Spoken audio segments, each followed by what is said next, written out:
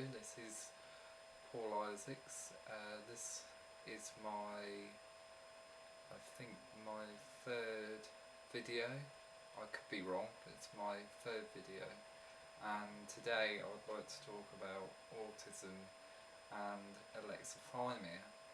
Now, to explain what alexithymia is, as we know, autistic people find it very hard to judge the emotions of others, but alexithymia is an internal judgment of the individual's feelings.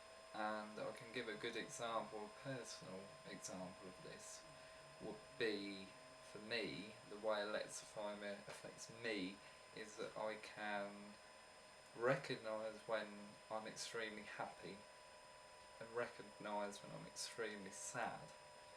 But anything within the middle of this, what I call the grey area, is totally and utterly unidentifiable. I cannot identify what those emotions are because they're vague, they're not concrete. Apparently this affects 85% of people who have Asperger's syndrome, which does make sense because, compounded with the social emotional agnosia I've spoken about, it obviously creates this confusion with inner and outer emotions. It's really interesting. A good example I can give is when you wake up in the morning and you usually have some idea of how you feel, but I never ever do.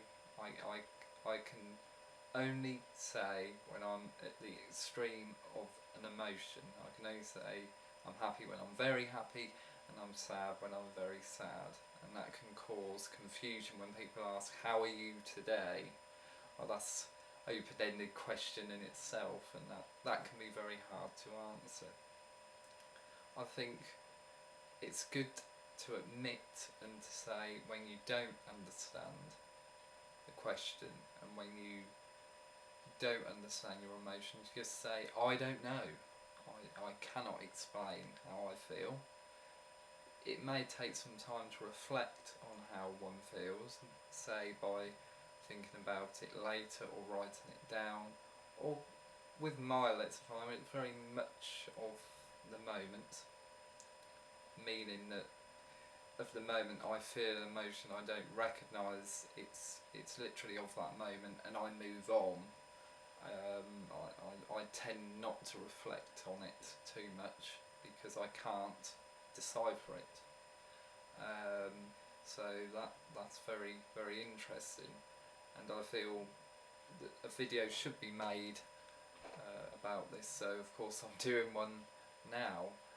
Alexithymia is considered a form of agnosia, as I've said in my previous videos. Agnosias are key to the autistic mind, perceptions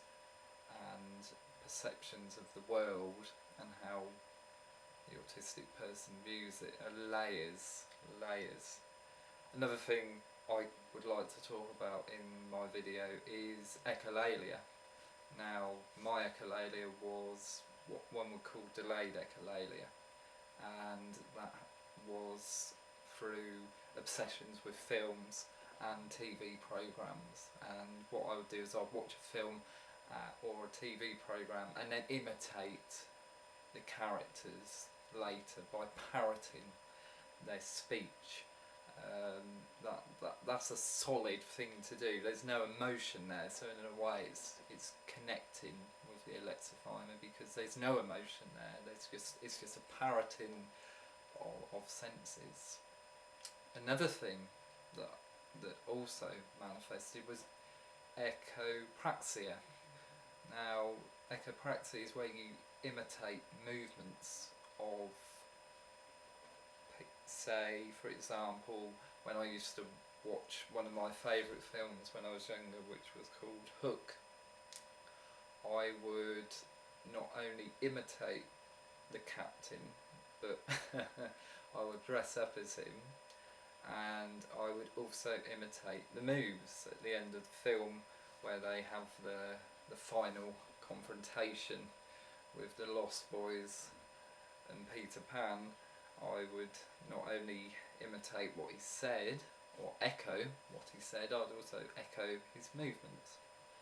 And again, that's not an emotional thing. Again, connecting with the alexithymia, which is to do with a misunderstanding or not understanding of emotions. This is very much concrete.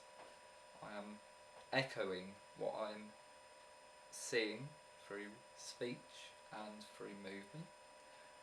This does continue today, as I do have a fascination for films, and it's something that has stayed with me, and it's in some ways very much a release, and it's very, very therapeutic in a way. It's a form of escapism, which I think a lot of autistic people need, particularly with their interests. But anyway, I thought I would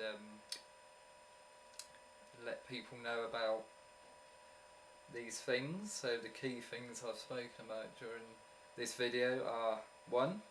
Alexithymia, 2. Echolalia, and 3. Echopraxia.